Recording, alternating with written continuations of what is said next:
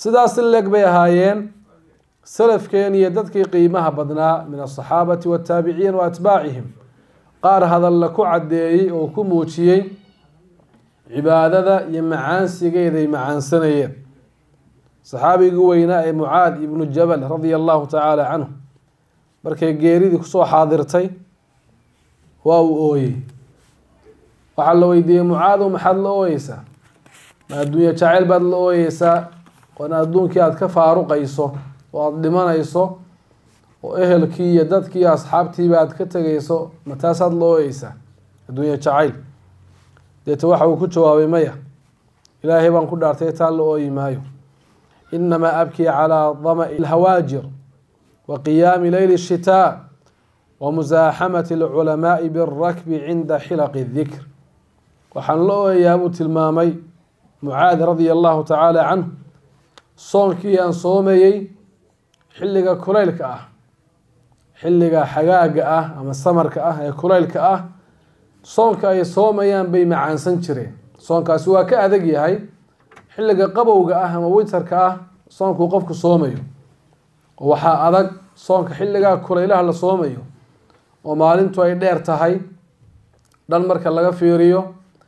haraadka iyo gaajaduna ay badanayaan haddana iyadoo sida soonka iyo cibaadadaas ay u adag tahay ayaa haddana waxay jeclaayeen inay soomaan ilaahay daraadii u soomaan ilaahay daraadii tacab iyo daal iyo gaajo iyo haraad ay u dareemaan taasaan la ooyayaa buu yidhi markaan dhinto dee soonkii xilliga kulaylka aan soomayay baa iga go-aya wa qiyaami leyli shitaa habeenada qabowga ee jiilaalka istaagaan istaagayay aan tukanayay taana waa la ooyayaa oo xilliga qabowga iyo jiilaalka ama winterka habeenku waa dheeryahay deeta fursad iyo waqti waxay u heli jireen inay in fara badan taagnaadaan marka labada waqti midna maalintu ay dheer tahay midna habeenku uu dheer yahay labadaba laba cibaado kala duwan oo qiimo badan ayaabay uga faa'iideysan jireen markay maalintu dheer tahayna cibaadada soonkay ku raaxaysan jireen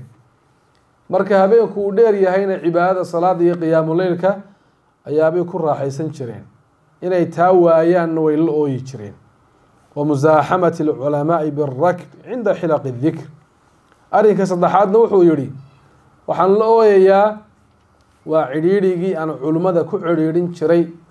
وحويان مركا حلقة ذا ذكرك يوعدك يوانذا يعلمك الله فرديو وقوبها سي قوبها حاضران جدول كودنا وقود شرطة نصيب وين إني كو يشان قوبها علمك إني كأقدوادان يشوغان بيهي taasoo aan waayayna waa la ooyayaa buuri saddexda arrimood buu sheegay oo saddexduba cibaado soon iyo salaad iyo cilmi waa cilmigii naafica ahaa